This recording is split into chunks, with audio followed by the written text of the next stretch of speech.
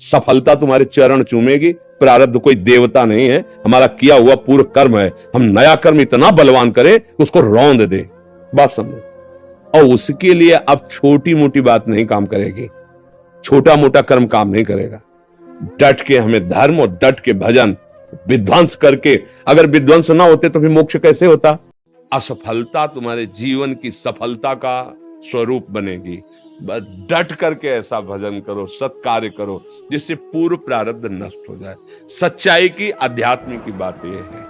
अब चोरी, हिंसा, अधर्म आचरण तो वो तो पूर्व प्रारब्ध है ही, नया कर्म भी बिगड़ गया, दोनों मिलकर फिर आपको जीना मुश्किल कर देंगे। सिंह की तरह दहाड़ो, मनुष्य जीवन पशु की तरह दबकर जीने के लिए नहीं मिला। धर्म से चलेंगे कहीं भी हो। ये इस्तीफा अपनी जेब में रखा जाता है। जो सत्यवादी होता है ना, भगवत मार्ग का होता है ना, धर्म से चलता है ना, उसको पता है या तो तुम निकाल दो या ये ले लो, हम गलत करेंगे नहीं और तुमसे डरेंगे नहीं। भोजन जब पाते हो किसी से सीखा है क्या उसका स्वाद लेना है? क्योंकि भूख होती है ना, उस समय हम एकाग्र होके ही तो पाते हैं ना, तभी उसका स्वाद ले पाते हैं। जब किसी भी कार्य करने की आपके अंदर दृढ़ इच्छा होगी तो फिर आपका मन एकाग्र करना नहीं पड़ेगा, अपने आप हो जाएगा। जब कोई भी भोग हमें प्राप्त होता है, हम भोगने की इच्छा वाले हैं, तो उस समय हमारा मन एकदम एकांत होता है, केवल उसी भोग में होता है। अगर कोई विक्षेप भी पहुंचाना चाहे तो हमें गुस्सा आएगी कि मान लो हम सुन रहे हैं या देख रहे हैं या चख रहे हैं या भोग रहे हैं, कोई भी ऐसे ही हम उस कार्य का लक्ष्य बनावे तो एकाग्रता हो जाएगी। टीवी, कभी टीवी देखा है? आपको कोई साधना करनी पड़ी एकाग्रता के लिए? है मनपसंद फिल्म है तो 3 घंटे एकदम समाधि नहीं मिल जाएगा। तो इसमें कोई साधना नहीं करनी पड़ी, रुचि आई, आपकी रुचि उसमें लग गई। ऐसे आप किसी भी कार्य को रुचि पूर्वक कीजिए तो एकाग्रता अपने आप हो जाएगी। इस तनाव किसे कहते हैं? जब हम भार अपने ऊपर ले लेते तब हमें तनाव होता है, समझना। किसी का भी, आप जब अपना भार अपने ऊपर ले लेते तब तनाव होता है, और अपना भार अगर प्रभु को दे दें तो आप तनाव युक्त कभी हो ही नहीं सकते, सदैव तनाव मुक्त रहेंगे। प्यार और नाटक में अंतर होता है। जैसे हमें आपसे सुख लेने की स्वार्थ बुद्धि है तो हम असली प्यार से ज्यादा प्यार दिखाएंगे। यहां गुदवा लिया तुम्हारा नाम, कितने बेवकूफ बच्चे, और दिखा दिया देखो। और वो माता पिता जो जिंदगी भर उसे दूध पिला के तैयार करिए है ना, छोड़ दिया। अब बच्चों को ये ज्ञान कहां से आवे, कैसे समझ में? अब मतलब बहुत तरह के इसमें अधर्म है, पर वो बच्चे हैं, सब आप उनको समझाए तो कहेंगे बाबा जी क्या जाने बॉयफ्रेंड कर।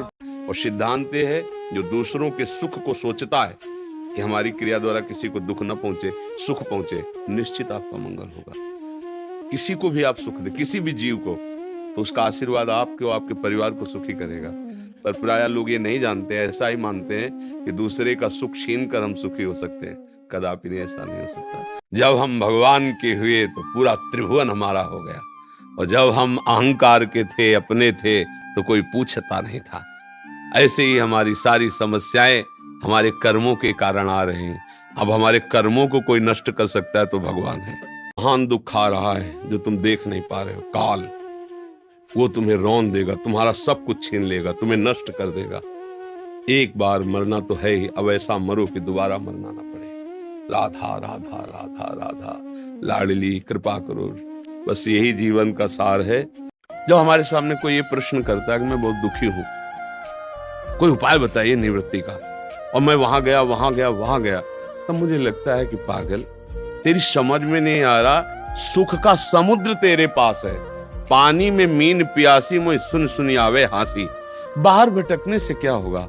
तुम्हें राम नाम प्रिय है, कृष्ण नाम प्रिय, हरि नाम प्रिय, राधा नाम, जो प्रिय लगे उसको जप के तुम देखो। तुम्हारे हृदय में इतना माल भरा हुआ है कि तुम्हें आंख खोलने की जरूरत ही नहीं पड़ेगी। भरोसा है हमें शरीर का, धन का, लोगों का, और चिंतन हो रहा है विषयों का। यही मृत्यु है। अभी मृत्यु में ही तुम विचर रहे हो।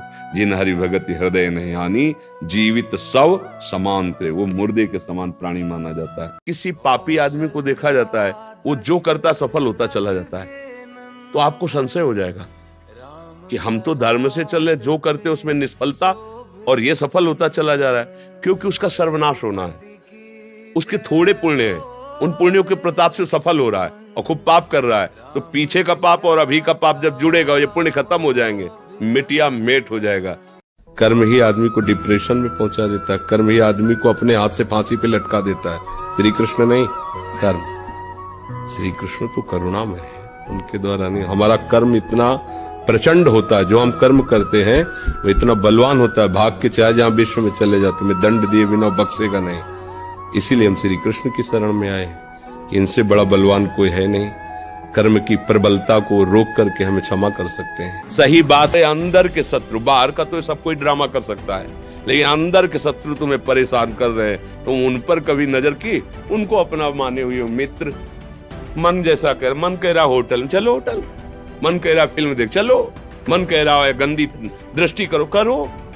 अरे कभी दुश्मन को पहचाना अंदर बैठा तुम्हारे, और उसको जीत गए तो निहाल हो गए।